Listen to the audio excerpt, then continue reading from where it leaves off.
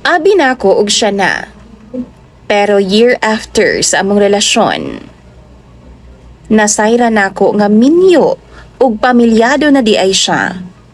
Ang nakapait pa, kay nabuntisan ako niya. Maayong adlaw kanimo DJ Sam, ingon man sa imuhang mga viewers ug followers. Tawagan na lang ko sa pangalang Ali. 24 anyos ko DJ Sam ug taga dinhi lang sa Davao City. Usahay no, ang pinakasakit nga betrayal bitaw kay katong wa gyud nimo gidahuman nga gikan pa di ay sa tawo nga imuhang pinaka ginasaligan. Sa tanan akong nagian sa life, karon lang jud ko nahadlok og taman. Kay karon, nakaingon ko sa akong kaugalingon. Nga ngano man in taon nga nasadlak ko sa ingon ani nga sitwasyon. Nganong naabot ko ani? Nganong nahitabo man ni sa akoa? Nagsugod man gud ni ang tanan DJ Sam sa simpleng kapihan lang jud. Sa ako ang workplace DJ Sam. Working student ko ato nga time. Sa buntag, eskwela. Sa gabi, trabaho sa cafe. Kapoy kaayo nga setup pero naanad na lang ko kay gusto magyud na akong makatabang ko sa akong mama. Gusto ko nga makahuman ko sa akong pag-eskwela. One night, DJ Sam, grabe kakusog sa ulan. Hinay kaayo og halos white customers ni adto nga time. Samtang nang limpyo ko sa counter DJ Sam. Kalit nga misulod ang usa ka lalaki nga basa kaayo siya sa ulan. Tangkadon siya, pution og pamanit. Naka long sleeves siya DJ Sam ug medyo basa na gid siya. Grabe kaayo ka charming sa iyang smile. Niduol siya sa counter DJ Sam ug niingon, "Miss, naamoy hottest coffee?" Kay murag freezer na gyud ang akong kalag sa lawas. Nikatawa ko DJ Sam, kanang joke kunuhay to niya pero murag lain good. Pero since gwapo man siya ug tamis kayog smile, giganahan pud ko ug nagkatawa ko. Gitubag pud na ako siya DJ Sam. Kapera ang among baligya, sir. Dili ka init sa lawas. Ana pud siya DJ Sam, aw basi na ay libre nga smile diha ba? DJ Sam sukad ni adto nga gabi no. Sige na siyag balik-balik sa cafe. Every night, halos parehas lang ang iyang order. Spanish latte ug cheesecake. Pero kay bawo ko nga di tungod sa kape ang iyang tuyo. Kay permi gid nako siyang mahuli DJ Sam nga mutan-aw sa akoa. Hangtod sa naanad nako sa iyang presensya. Ang iyang pangalan di ay kay Nathan. 28 years old ug usa daw siya ka businessman. Single siya. Nagpuyo ra kuno siya sa apartment sa syudad DJ Sam. Sa tinuod lang DJ Sam, wa gyud unta ko'y plano nga ma-in love. Pero si Nathan man good. Kabalo ug hawd gyud kay siya mo pakilig sa akoa. Kanang klase sa lalaki bitaw DJ Sam nga grabe kaayo mag-effort. Ganahan baya kay ko ana, kiligon kog taman. Mukalitra na siyag ingon DJ Sam na ay pagkaon sa gawas. Ayaw na pagpalipas og lunch ha. Tapos, muabot dayon na ang rider DJ Sam. Nagdala dayon na siya og snacks or di ba kaha lunch. Kada out na ako sa trabaho. Naadayo na siya sa gawas sa DJ Sam gahulat. Maingon dayon na siya nga ihatod tika.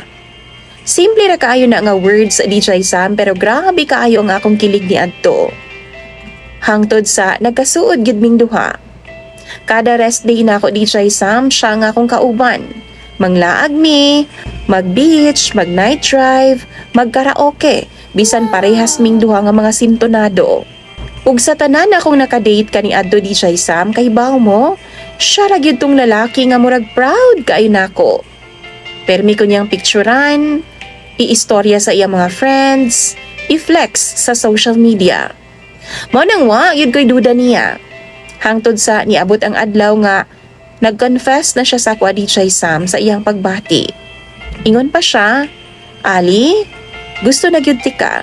Pwede na ba nga mamahimong kita?" Syempre nisugod ko, mag-inarte pa ba ko? Ug dito na nagsugod ang among relasyon nga puno kaayo og kilig. Kada buntag ana naagyud na good morning na message sa akoa. Kada gabi naadayon na siya long sweet messages. Ug kada away namo, siya gyud ang mag-adjust. Siya gid na ang muhilom og mangayo og sorry og una. Usahay gud no, mututok na lang ko sa iyaha while ga-drive siya. Unya, makahuna-huna dayon ko. Lord, salamat yun kaayo, kay gihatag nimo ni siya sa ako Pero DJ Sam, kadtong tanan, acting lang di ay. Atik lang di ay. Wa di ay nako na ilhan tanan bahin kang Nathan. Naabot sa punto nga pirmi na siyang wala. Mukalita siya kawa DJ Sam, especially pag weekends. Ug kung tawagan ako, usahay unreachable. Ana pa siya family matters lang daw. Business trip or di kaya busy lang gid siya sa iyang negosyo. Kay nisalig man ko sa iyaha DJ Sam, wa na ko mag-overthink about sa iyaha. Hangtod one time, birthday na ako, ni anak ko sa iyaha nga magkita mi sa mall kay mag-date ming duha. Excited kaay ko atong adlaw DJ Sam. Nakadress pagani ko og sinina nga paborito niyang color. Pero dugay kay siyang ning abot. Tapos ning kalit siyag ingon nga naa daw siya sa parking lot. Pero mopauli daw siya kay grabe daw kasakit sa iyang tiyan. Naglain daw ang iyang lawas. Ingon pa siya moadto lang daw siya sa amua. Uli na daw ko kay basig maunsa pa daw ko sa mall. Hangtod sa nakadecide ko DJ Sam. Mangita na lang ko sa iya sa parking area. Og didto, nahugno jud ang akong kalibutan. Nakita na ako siya. Kauban ang usa ka babay, tapos dunay dalang duha ka mga gagmayng bata. Ang babay nakagako sa iyang braso. Ang bata gitawag siyang daddy. Seriously? DJ Sam, mura jud kog mamatay samtang katindog didto. Nangurog ang akong tuhod, di ko kaginhawa halos. Nga murag nawad-an kog kusog og tingog.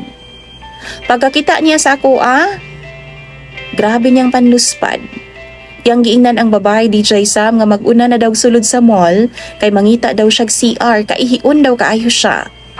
Tapos, diyaw nilayo-layo na ang babae ug mga bata, niduol dayon siya sa ako Gidala ko niya sa kili DJ Sam. Gakuson unta ko niya pero akong giwakli ang iyang kamot. Gipangutanan nako siya. Unsa ni Nathan? Nihilom siya. Og didto ko nakabaw sa tanan DJ Sam. Giistoryahan ko niya sa tanan-tanan nga minyo na di ay siya.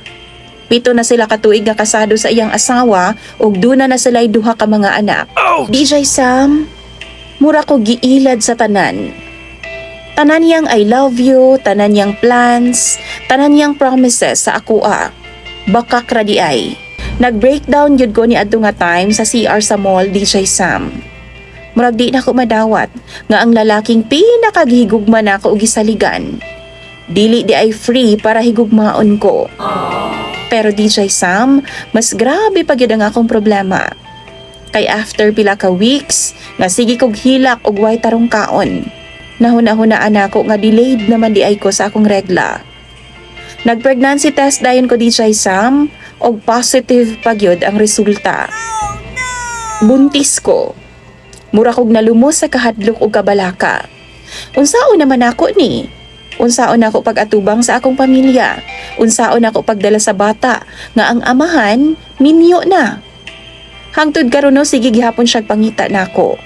Sige gihapon siya tawag, chat nako, pero wa nako siya ginatubag.